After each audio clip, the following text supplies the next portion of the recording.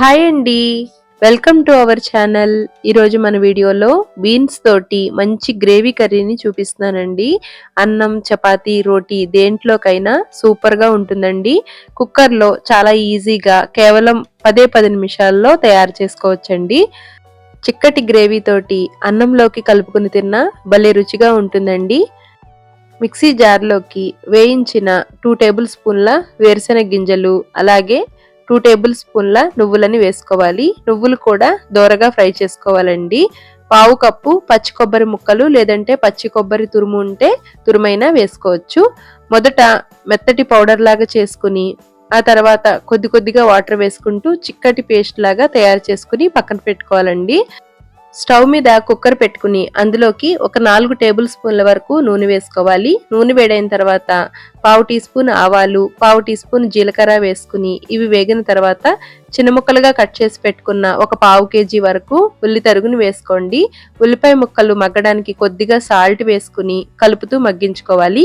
ఉల్లిపాయ ముక్కలు కొద్దిగా ఎక్కువగా ఉంటేనే బాగుంటుందండి. అలా అని ఉల్లిపాయ ముక్కల్ని మిక్సీ చేయాల్సిన అవసరం లేదండి. ఇలా చిన్న ముక్కలుగా కట్ చేసుకుంటే సరిపోతుంది. ఈ విధంగా ఉల్లిపాయ ముక్కలు మగ్గిన తర్వాత ఇందులోకి ఫ్రెష్గా అప్పటికప్పుడు దంచి పెట్టుకున్న అల్లం వెల్లుల్లి పేస్ట్ వేసుకుని అలాగే 2 రెమ్మల కరివేపాకు వేసుకుని అల్లం వెల్లుల్లి పేస్ట్ పచ్చివాసన పోయేలాగా ఫ్రై చేసుకోవాలి. దోశల్లోకి కూడా ఈ కూర చాలా టేస్టీగా ఉంటుందండి. మసాలా రైస్లోకి కూడా బాగుంటుంది. బీన్స్ అంటే ఇష్టం లేని వాళ్ళకి ఈ విధంగా చేసుకోవచ్చండి. మన ఛానల్లో బీన్స్ తోటి మరికొన్ని వెరైటీస్ ఉన్నాయి. ఎండ్ స్క్రీన్లో ఇస్తాను చూడండి.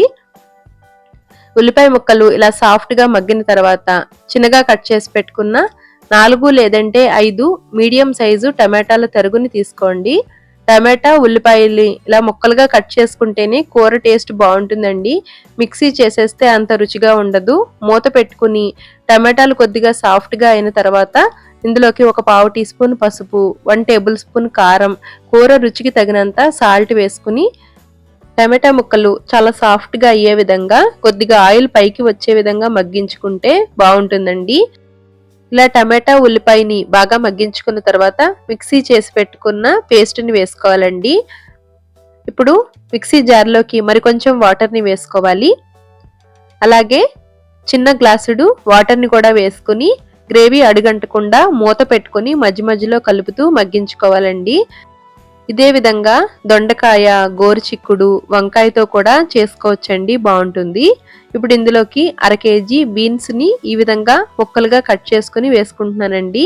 మరీ చిన్న సైజుగా కాకుండా మీడియం సైజు ముక్కలుగా కట్ చేసుకుంటే బాగుంటుందండి. ఫ్రైకి అయితే చిన్న చిన్న ముక్కలుగా కట్ చేసుకోవచ్చు. కూర కాబట్టి కొద్దిగా మీడియం సైజు ముక్కలుగా కట్ చేసుకోవాలి.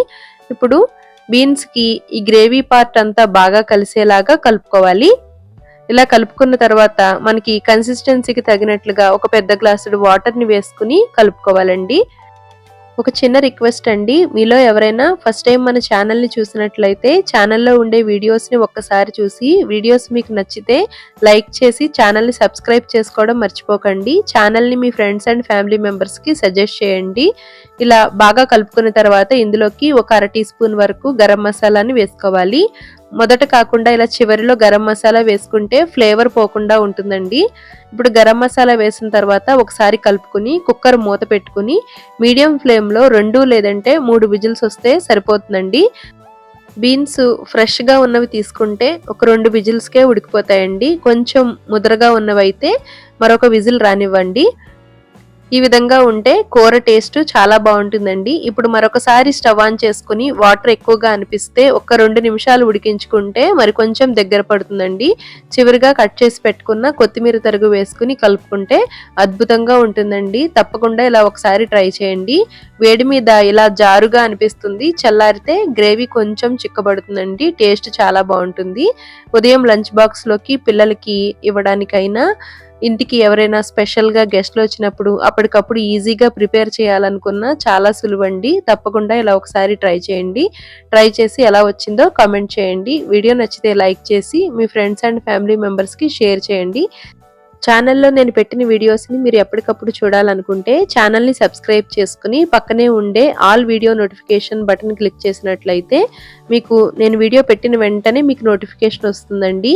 మరొక మంచి వీడియోతో మళ్ళీ కలుద్దామండి. Thanks for watching.